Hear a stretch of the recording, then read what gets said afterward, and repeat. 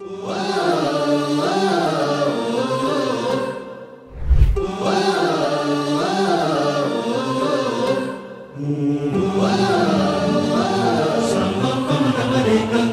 जीवन आपुले सार्थ करारे, राष्ट्रभक्ती निस्वार्थ करारे, एकजुटीने कार्य करा या देशाचे.